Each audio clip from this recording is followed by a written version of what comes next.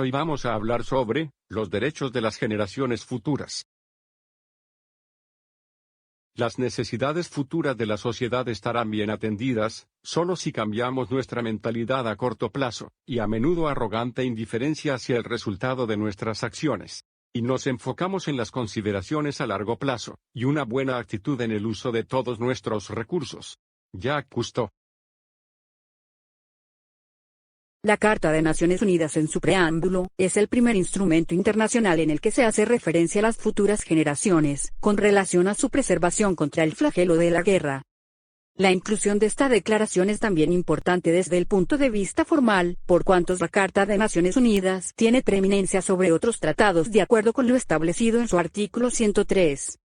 Es importante preguntarse si la simple inserción de esta expresión en un tratado comprende la obligatoriedad del texto, o si expresa alguna intencionalidad no obligatoria. De acuerdo con Rudiger Wolfrum, el preámbulo tiene como objeto plasmar las intenciones de los gobiernos participantes. Los propósitos serán la razón de ser de las Naciones Unidas y los principios serán los estándares de la conducta internacional. Según lo establece el artículo 31 de la Convención de Viena sobre el Derecho de los Tratados, para efectos de interpretación de los tratados, el contexto comprende, además del texto del instrumento, su preámbulo y anexos. Sin embargo, por fuera del preámbulo no vuelve a encontrarse en el articulado de la Carta de San Francisco una nueva mención a las generaciones futuras. Si en el preámbulo de la Carta de Naciones Unidas quiere encontrarse la fundación del principio de justicia intergeneracional, esta idea bien puede ser justificada si se observa que un buen número de instrumentos internacionales hacen referencia a ella. Por ejemplo, la Declaración y Programa de Acción de Viena de 1993 adoptados por la Conferencia Mundial de Derechos Humanos, dictaminó en el punto 11 que el derecho al desarrollo debe realizarse de manera que satisfaga equitativamente las necesidades en materia de desarrollo y medio ambiente de las generaciones actuales y futuras, y para ello se recordó, entre otras cosas, la determinación expresada en el preámbulo de la Carta de las Naciones Unidas. El derecho ambiental particularmente, se mantiene en constante evolución, y los conceptos planteados en un instrumento pueden desarrollarse y fortalecerse. Además de principios y normas ya consolidados, el derecho ambiental continuamente utiliza el llamado soft law, como medio normativo que permite la creación de normas generales o principios, sean o no vinculantes o ejecutables y que puedan pretender serlo. La propia supervivencia humana en el presente debe considerarse como un preámbulo necesario a la existencia de la humanidad en el futuro. Esta preocupación ha hecho necesario acuñar conceptos tales como la seguridad humana, los cuales son una guía política que no se traduce necesariamente en reglas jurídicas de aplicación concreta. La noción sirve para reflexionar sobre que ésta debe enfocarse en las personas y no en el Estado propiamente. Si existe hoy una preocupación por rescatar a los individuos de un estado de pobreza, el actuar presente repercute en el bienestar de nuestros hijos y de las futuras generaciones.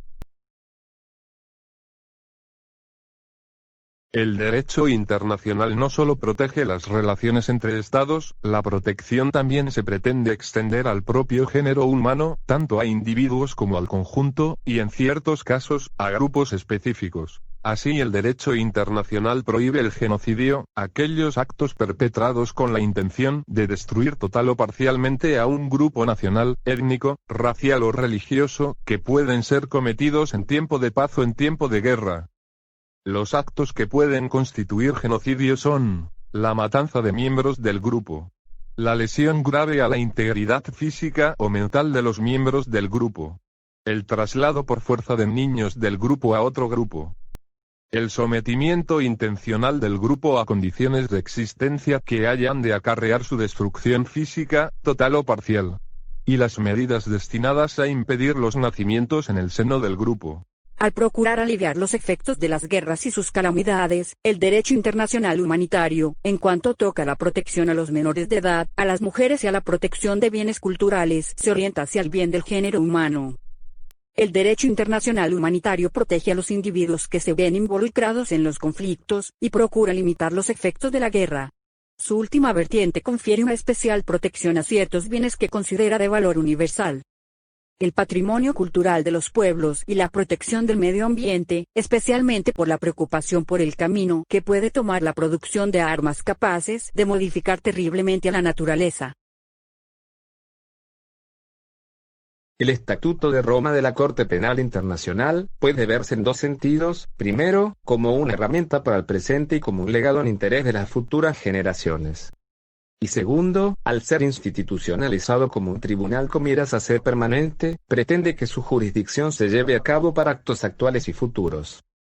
La Corte Penal Internacional tiene limitada su competencia a los delitos internacionales que contempla su propio estatuto, es decir, los crímenes de genocidio, los crímenes de lesa humanidad, los crímenes de guerra y el crimen de agresión. Existen propuestas para incluir en el Estatuto de la Corte Penal Internacional delitos específicos contra las futuras generaciones. Tal es la iniciativa del Consejo para el Futuro del Mundo, que establece como crímenes contra las generaciones futuras los actos que causen daños duraderos, severos y amplios al ambiente natural y a la salud de las poblaciones humanas o amenacen destruir ecosistemas enteros y especies vivientes. Posteriormente, con el propósito de incluir actividades como pescar con red de arrastre, quemas de gas, derrames petroleros desatendidos y comercio menor de armas, con el apoyo del Centro para el Derecho del Desarrollo Sostenible, propuso considerar los delitos contra las futuras generaciones como aquellos actos y conductas que tienen severas consecuencias, en el largo plazo, en la salud, seguridad y medios de supervivencia de grupos identificables o colectividades. La Conferencia General de la Organización de las Naciones Unidas para la Educación, la Ciencia y la Cultura, UNESCO, tiene un mandato de proteger los bienes culturales y científicos de valor universal.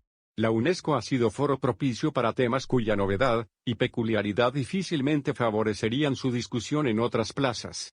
Con las ventajas de la elasticidad de la organización y el fenómeno de creación de normas de soft law, los estados han podido aventurarse en la creación de instrumentos que de otra manera sería espinoso, por lo menos al día de hoy, consagrar en el rango de tratados internacionales, específicamente los campos de la bioética, genética y futuras generaciones. No podemos olvidar la conexión de la estructura genética de un ser humano con las futuras generaciones, ya que la manipulación genética en vía germinal implica mutaciones transmisibles a estas. Es por esto que la Resolución sobre Bioética y Derechos Humanos señala en su artículo 16 que se deberían tener debidamente en cuenta las repercusiones de las ciencias de la vida en las generaciones futuras, en particular en su constitución genética. En cuanto a la preservación del equilibrio ecológico, existen diversos instrumentos internacionales que obligan a la protección del medio humano para las futuras generaciones. El derecho ambiental internacional se ha desarrollado vertiginosamente. Sin embargo, existe un mayor número de instrumentos internacionales de naturaleza compromisoria que documentos plenamente vinculatorios. Entre las normas de derecho internacional ambiental que contienen la noción de equidad intergeneracional, podemos encontrar la Declaración de Estocolmo o Declaración de la Conferencia de las Naciones Unidas sobre el Medio Humano de 1972. La Convención sobre el Comercio Internacional de Especies Amenazadas de Fauna y Flora Silvestres de 1973. La Convención sobre la Conservación de las Especies Migratorias de Animales Silvestres de 1979. La Carta Mundial de la Naturaleza de 1982. El Convenio de Viena para la Protección de la Capa de Ozono de 1985. La Conferencia de las Naciones Unidas sobre el Medio Ambiente y el Desarrollo Cumbre de la Tierra de 1992 con sus 5 documentos, y una serie de acuerdos regionales. La preocupación por las futuras generaciones está plasmada en el preámbulo de la Carta de Naciones Unidas. De dicha disposición se han derivado un buen número de instrumentos internacionales, lo que indica que se ha acogido como principio. Los instrumentos que están inspirados en la justicia intergeneracional pueden desglosarse de acuerdo a los bienes universales que tutelan. De esta manera, existen instrumentos que pretenden custodiar al propio género humano, otros a la naturaleza misma y, un último grupo, a las creaciones culturales de valor universal.